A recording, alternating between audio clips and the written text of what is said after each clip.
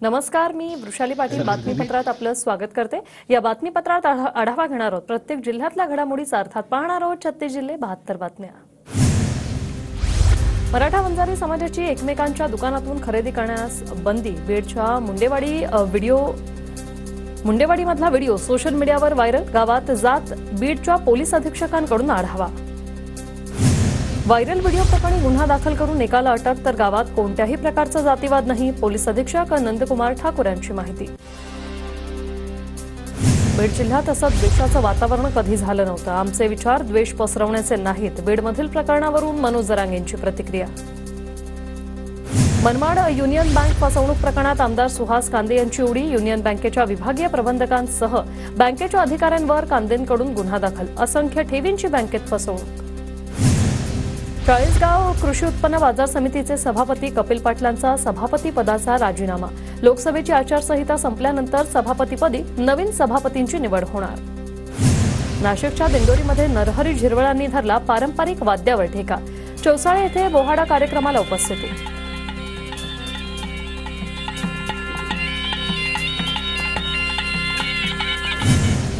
नागपूरच्या रामटेकमध्ये EVM machine ठेवलेल्या strong रूमला त्रिस्तरीय सुरक्षा, केंद्रीय सुरक्षा यंत्रणा आणि महाराष्ट्र पोलिसांचा चोख बंदोबस्त। कोल्हापूर लोकसभा मतदारसंघासाठी ईव्हीएम मशीन ठेवलेल्या स्ट्रॉंग रूमला तगडा बंदोबस्त। स्थानिक पोलीस, राज्य राखीव पोलीस दल आणि एसआरपीएफ जवानांचा तिहेरी पहारा।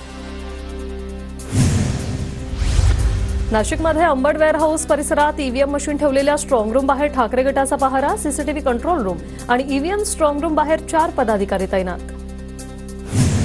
रत्नागिरी सिंधुदुर्ग लोकसभा मतदारसंघातील स्ट्रॉंग रूमला त्रिस्तरीय सुरक्षा कवच।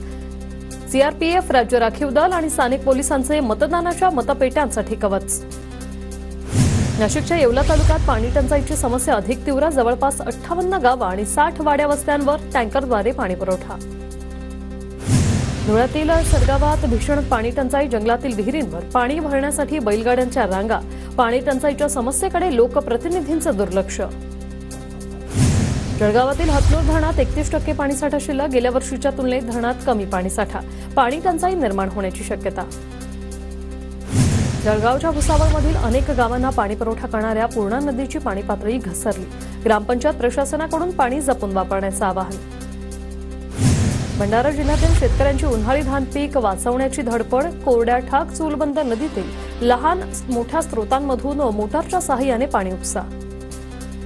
वाशिम जिल्ह्यात तीव्र पाणी टंचाई। 53 ठिकाणी विहीर अधिग्रहण, तर शहरी भागात पाणी कपात। रत्नागिरीत पाणी टंचाईची समस्या गंभीर। टंचाईग्रस्त वाड्यांची संख्या 200च्या वर। 20 खासगी आणि 4 शासकीय टँकरने गावात पाणी पुरवठा। नाशिक जिल्ह्यातील 9 प्रकल्प कोरडे ठाक। भोजापूर, नागासाक्या, तिसगाव, पुणेगाव, ओझरखेड, माणिकपुंज धरणात 0 जलसाठा। अनेक धरणांनी पाणी पातळी आता खालावलेली आहे। नांदेडच्या डाकेवच्या वाडीत दुष्काळाचं गडद सावट। घोटभर पाण्यासाठी 2 तास रांगेत थांबण्याची वेळ। गावात एकच बोरवेल असल्याने पाणी मिळण्याचीही खात्री नाही। परभणीच्या गंगाखेडमधील मासोळी प्रकल्पात मृत साठा शिल्लक। गंगाखेड शहरासह परिसरातील गावांसाठी धोक्याची घंटा। नांदेडच्या हदगावातील पाणी टंचाईची बातमी TV9 मराठीने दाखवल्यानंतर प्रशासनाला जाग। व्हिडिओ कैलास बळवंतांकडून गावात पाणी टंचाईची पाहणी। बुलढाण्यातील मान्सूनपूर्व पावसाचा शासकीय कार्यालयांना फटका। पावसामुळे वीज खंडित, शासकीय कामकाज ठप्प। मराठवाड्यात उष्णतेच्या झळा। अकोला, जळगाव, यवतमाळ, चंद्रपूर राज्यातील सर्वात उष्ण शहरं ठरली। राज्यात 6 जिल्ह्यात उष्णतेच्या लाटेचा अंदाज। नांदेड, हिंगोली, धुळे, जळगाव आणि चंद्रपुरात पुढील 3 दिवस उष्णतेची लाट, तर विदर्भात उष्णतेच्या लाटेची तीव्रता जास्त राहणार। येत्या 5 दिवसात मान्सून केरळमध्ये दाखल होणार। मान्सून दाखल होण्यास अनुकूल परिस्थिती। भारतीय हवामान विभागाची माहिती। मालेगावच्या चिंचवेमधील महिलांचा पंचायत समितीवर हंडा मोर्चा। पिण्याच्या पाण्यासाठी ग्रामस्थ आक्रमक। तोडगा निघेपर्यंत गावकरी आंदोलनावर ठाम। हिंगोलीमध्ये शेतकऱ्यांचं टॉवरवर चढून आंदोलन। अवकाळीचं अनुदान मिळत नसल्याने शेतकऱ्यांचं आंदोलन। नुकसानीचं अनुदान तातडीने मिळवण्यासाठी शेतकरी चढले टॉवरवर। सोलापूरच्या वाढ्यातील अंजन गावात वादळी वाऱ्यामुळे शेतकऱ्यांचा संसार उघड्यावर। पत्रे उडून गेल्याने घरातील साहित्याचं मोठं नुकसान। प्रशासनाने तात्काळ मदत देण्याची मागणी। जळगाव जिल्ह्यात नुकसानग्रस्त शेतकऱ्यांचं कर्ज माफ करावं, तर प्रशासनाने नुकसानग्रस्त भागाचे पंचनामे करून सरकारने शेतकऱ्यांना तातडीची मदत द्यावी, एकनाथ खडसेंची मागणी. सोलापूरच्या मोहोळ तालुक्यात फळबागांचे पंचनामे सुरू. मोहोळ तालुक्यातील केळी बागा पूर्णतः भुईसपाट झाल्याचं चित्र. महसूल प्रशासनाकडून नुकसानीचे पंचनामे सुरू. मान्सूनपूर्व पावसाने बुलढाण्यात तिघांचा बळी, मलकापुरातील दोघांचा मृत्यू, तर शेगावमध्येही एक जण दगावला. मान्सूनपूर्व पावसाच्या जोरदार तडाख्याने शेतीचं प्रचंड नुकसान. यवतमाळमध्ये काही गावांना वादळाचा तडाखा. सोसाट्याच्या वाऱ्यामुळे महागाव, पुसद, आर्णी तालुक्यातील काही गावात मोठं नुकसान. 25 ते 30 घरांच्या नुकसानीसह 24 तासांपासून लाईट नाही. जळगावच्या रावेरमध्ये अवकाळी पावसामुळे 602 हेक्टरवरील केळीबागा जमीनदोस्त. 6.72 कोटींच्या नुकसानीचा प्राथमिक अहवाल जिल्हाधिकाऱ्यांकडे सादर. जळगावच्या रावेर मुक्ताईनगरमधील नुकसानग्रस्त भागाची पाहणी. शासनाने शेतकऱ्यांना तात्काळ नुकसान भरपाई द्यावी, श्रीराम पाटलांची मागणी. बुलढाण्याच्या मलकापूर तालुक्यात वादळी वाऱ्यामुळे घरांचं नुकसान. 200 ते 250 घरांवरील पत्रे उडाले. वादळी वाऱ्याचा बेलाड गावाला फटका. सोलापूरच्या मोहोळ तालुक्यात वादळी वाऱ्यासह अवकाळी पावसामुळे पिकांचं मोठं नुकसान. वादळी वाऱ्यामुळे पापरी गावात नर्सरीचं पॉली हाऊस झालं जमीनदोस्त. छत्रपती संभाजीनगरच्या पैठणमध्ये शेतकऱ्यांनी मोसंबीच्या बागेवर फिरवला जेसीबी. पाण्याअभावी मोसंबीच्या बागा उद्ध्वस्त करण्याची शेतकऱ्यांवर वेळ. जालना जिल्ह्यात मोसंबीवर कुऱ्हाड. पाण्याअभावी मोसंबीसह इतर फळबागाही सुकल्या. फळबागा वाचवण्याचे शेतकऱ्यांसमोर आव्हान. छत्रपती संभाजीनगरमध्ये वादळी वाऱ्याचा 35 कुटुंबियांना फटका, तर 8 जनावरांचा मृत्यू. नैसर्गिक संकटामुळे बळीराजा हवालदिल झाला. वर्धा जिल्ह्यात विविध कंपनीच्या तूर बियाण्याच्या दरात 100 रुपयांनी वाढ. शेतकऱ्यांना 250 रुपयांच्या बॅगसाठी आता 350 रुपये मोजावे लागणार. अमरावतीमध्ये खरीप हंगामाच्या तोंडावर शेतकऱ्यांची बियाणं खरेदीसाठी लगबग. बियाणं मार्केटमध्ये विशिष्ट कंपनीच्या कपाशीच्या वाणाचा तुटवडा, तर जाणीवपूर्वक तुटवडा करत असल्याचा शेतकऱ्यांचा आरोप.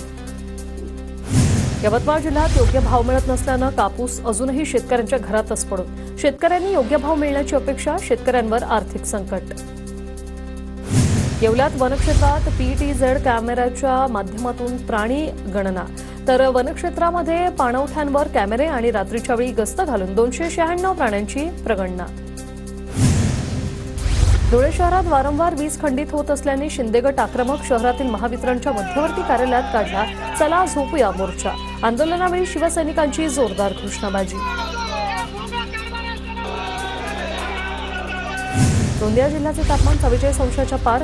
जिल्ह्यातील तापमानात आणखी वाढ होण्याची शक्यता, तर प्रशासनाकडून नागरिकांना काळजी घेण्याचं आवाहन. परभणीत सकाळपासून ढगाळ वातावरण. तापमानात मोठी घट झाल्याने नागरिकांना उकाड्यापासून काहीसा दिलासा.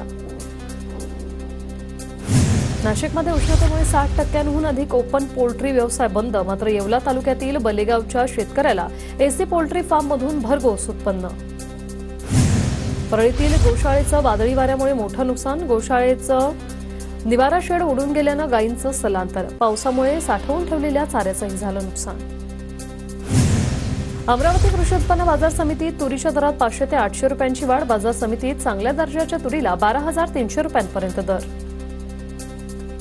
नांदेड जिल्ह्यात अनेक ठिकाणी वादळी वाऱ्यामुळे केळीच्या बागा जमीनदोस्त. लोहा तालुक्यात कपिलेश्वर, बेटसावंगी येथे केळीचं मोठ्या प्रमाणात नुकसान. गडचिरोलीत अवकाळी पावसाचा तेंदू संकलनावर मोठा परिणाम. वातावरणात बदलामुळे तेंदू पानाचं मोठ्या प्रमाणात नुकसान. आदिवासी बांधव चिंतेत.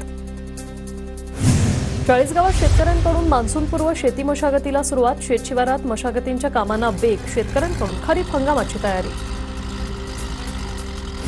लातूर विभागाचा यंदाचा 10वी बोर्डाचा निकाल 96.46%. लातूरच्या 123 विद्यार्थ्यांनी मिळवलेत 100 पैकी 100% गुण. परभणीत प्रशासन मतमोजणीच्या तयारीला लागलं. मतमोजणी प्रक्रियेसाठी तैनात करण्यात आले अधिकारी. प्रत्येक विधानसभेनुसार 14 टेबलवर मतमोजणी होणार. जळगाव ते पुणे विमानसेवा आजपासून सुरू. आठवड्यातून 4 दिवस विमान प्रवास करता येणार. प्रवाशांच्या मागणीला यश. पंढरपुरातील विठुरायाच्या मंदिरात दगडी गाभाऱ्यात नवीन मेघडंबर बनवण्याचं काम सुरू. विठुराया आणि रुक्मिणी मातेच्या मूर्तीसाठी नवीन मेघडंबर. नाशिकच्या येवल्यातील सावरगावात पावसासाठी त्रिदिनात्मक दत्तत्याग सोहळ्याचं आयोजन. शेतकऱ्यांच्या शेतमालाला भाव मिळावा यासाठी देवाकडे साकडं. बीडच्या परळीमधील वैद्यनाथ महाविद्यालयात सिव्हिल इंजिनिअरिंगच्या परीक्षेचा पेपर फुटला. पेपर सुरू होण्याआधीच प्रकार उघड. पेपर फुटीची चौकशी सुरू. चंद्रपुरातील ताडोबा व्याघ्र प्रकल्पाच्या परिसरात सागवानाची अवैध वृक्षतोड. पर्यावरण प्रेमींची हा आरोप. अवैध वृक्षतोड प्रकरणाचा तपास सुरू असल्याची वनविभागाची माहिती. नांदेडच्या मुदखेड येथे राजावाडी नदीत ट्रॅक्टर कोसळल्याची घटना. एकाचा मृत्यू तर 2 जण गंभीर जखमी. नांदेडच्या शासकीय रुग्णालयात जखमींवर उपचार सुरू. धाराशिवमध्ये सेल्फी घेण्याच्या नादात तोल गेल्याने तरुणीचा मृत्यू. नळदुर्ग भुईकोट किल्ल्यातील उपळाई बुरुजावरील घटना. निलोफर आमिर शेख असं मृत्यू झालेल्या तरुणीचं नाव. अहमदनगर शहरात पावसाळा सुरू होण्यापूर्वी नवीन नळ कनेक्शन देण्यास मनाई. महापालिका आयुक्तांचे आदेश. शहराला पाणीपुरवठा होणाऱ्या मुळा धरणात पाण्याची नवीन आवक होईपर्यंत नवीन नळ कनेक्शन न देण्याचे आदेश. भंडाऱ्यात मुरुमाची अवैध वाहतूक करणाऱ्या 5 जणांवर गुन्हा दाखल. 2 ट्रॅक्टरसह जेसीबी साकोली पोलिसांच्या ताब्यात. वर्ध्यात वाहतूक नियमांचं उल्लंघन केल्याप्रकरणी 223 वाहन चालकांवर कारवाई. जिल्ह्यात वेगवेगळ्या ठिकाणी वाहतूक पोलिसांकडून दंडात्मक कारवाई. छत्रपती संभाजीनगरच्या वैजापूर गंगापूर रोडवरील महाल गावातील पेट्रोल पंप मॅनेजरला लुटलं. चोरट्यांनी डोळ्यात मिरचीपूड टाकून 17 लाख रुपये लांबवले. जालन्यात डीजेवर नाचताना झालेल्या किरकोळ वादातून एका तरुणाचा खून. 2 गटात झालेल्या मारहाणीत आणखी एक तरुण गंभीर जखमी. 7 संशयित पोलिसांच्या ताब्यात. सोलापुरात माजी आमदार रमेश कदम ठाकरे गटाच्या शरद कोळींसह 72 जणांवर कारवाई. मोहोळमधील उड्डाणपुलाची जाळी तोडल्याप्रकरणी 72 जणांना 1 महिन्याचा तुरुंगवास. सावित्रीबाई फुले पुणे विद्यापीठाच्या गेटवर भाजप युवा मोर्चाचं आंदोलन. NSUI काँग्रेस पदाधिकाऱ्यानं मुलीचा विनयभंग केल्याचा भाजपचा आरोप. नाशिकच्या मालेगावमध्ये माजी महापौर अब्दुल मलिक युनुस इसा यांच्यावर हल्ला. हल्लेखोरानं मलिक यांच्यावर 3 गोळ्या झाडल्या. हल्ल्यात मलिक गंभीर जखमी.